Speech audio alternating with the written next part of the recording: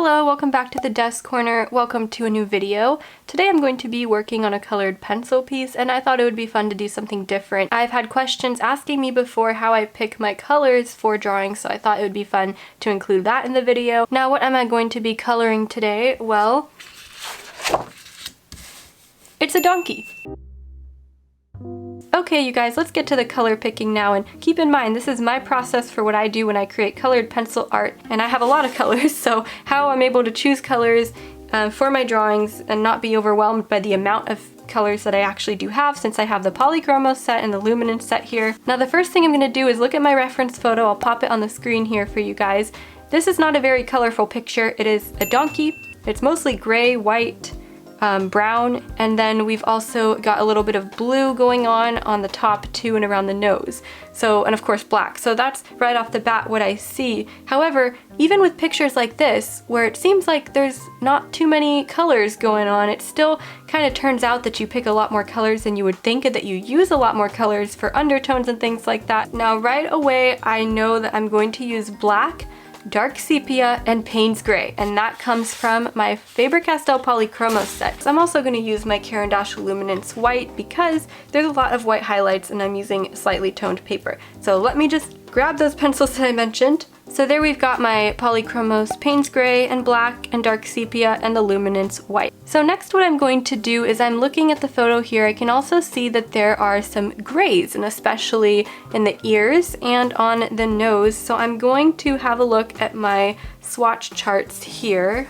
So I want to pick out maybe a darker gray and a lighter gray, maybe one warm, one cool, because there's a lot of gray going on the snout or nose area, and I have a lot of grays as you can see in my Polychromos range. So I think I'm going to pull out a couple, maybe like this one, this really dark warm gray 6, maybe cold gray 3 or 4 perhaps, and maybe a slightly lighter color. So let me just pull those ones out. I ended up picking out my warm gray 6, warm gray 4, which is slightly lighter of course, and then cold gray 3, because I feel like I see some cold gray in there as well, and there is some blue.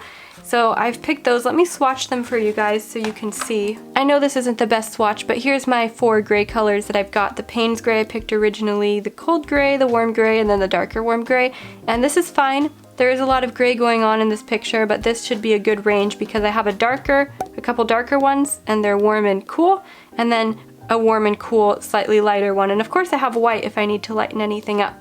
So that should be sufficient. Okay, so now the other obvious thing I see in the reference photo is that there are some lighter brown tones as well, and those stand out a lot. So I need to pick out a pencil for that. And just looking at my Caran Luminance set right now, brown ochre right here stands out to me. Let's zoom in on that. You can see in the reference photo, this looks a lot like the light brown color that's in the reference photo.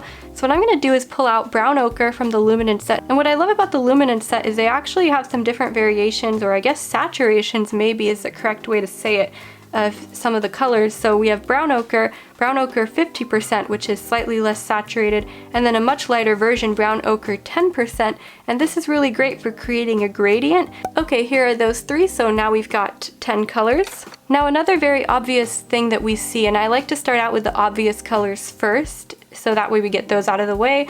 Just looking at the donkey's coat, I can see that it's very dark brown, kind of like a sepia color.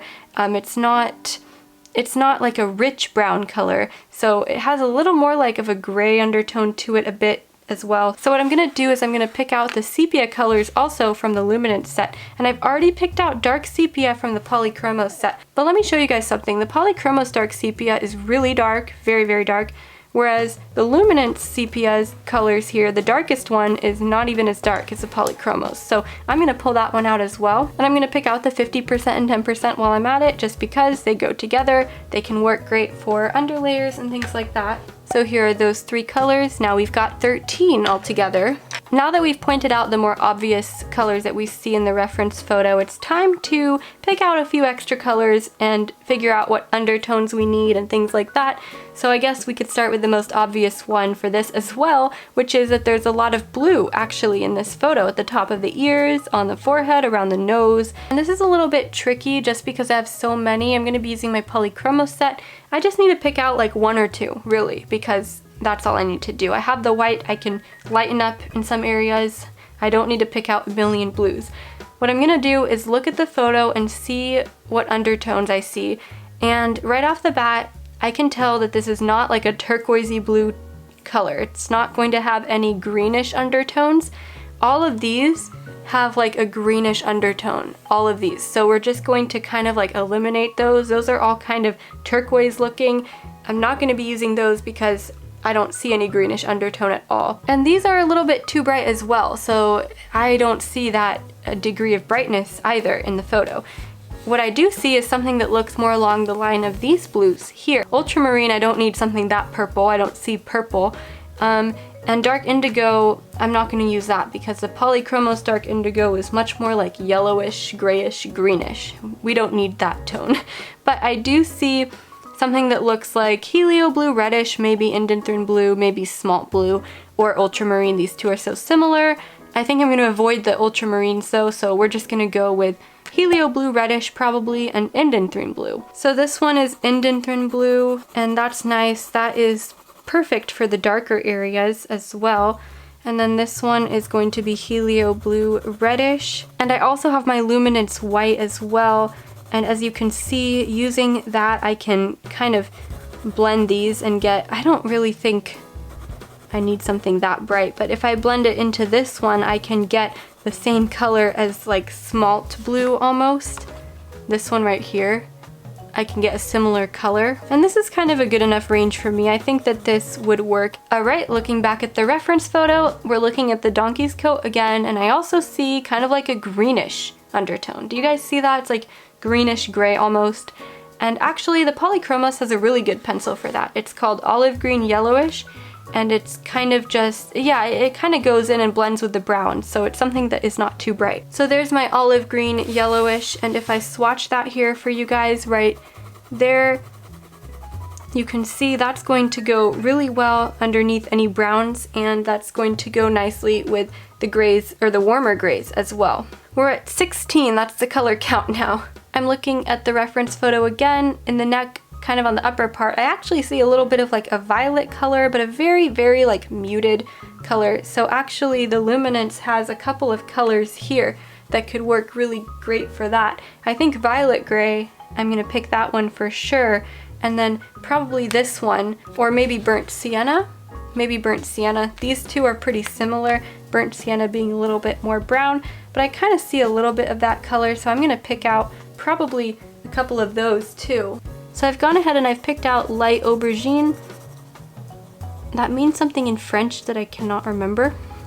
And then this violet gray as well. I don't know if I'm gonna use this, but I thought maybe it would come in handy, this violet gray here, because there are a lot of grays. And actually, as you can see, this color kind of next to the other ones, this isn't a super bright color or anything, it's quite muted as well, and this will blend in just fine with my browns. And finally, I'm looking at the eyes and I see that there's kind of like more of a reddish brown that's a little darker than the brown ochre that we picked out for the other parts of the coat. And I think I'm gonna actually pull out my burnt ochre, which is this color right here from the Luminance set. The burnt ochre from the Polychromos set looks like the brown ochre from the Luminance set, so it's very confusing. And there we have that one. It's exactly what I'm looking for. This will really help to deepen things up. Alright you guys, so in all I've got 19 colors picked out to start with here, and I might add a couple more as I go along if I feel like I need to, which I usually do this in the process of coloring too, so I don't usually pick them all out at the beginning. Sometimes I just start to add more as I go on. These are the colors I'm pretty sure I'm going to need. Alright, I've been talking long enough, so let's jump into the drawing now. I'm gonna work on the eyes. I'll do my best to like tell you guys which colors I'm using if I can remember to do that.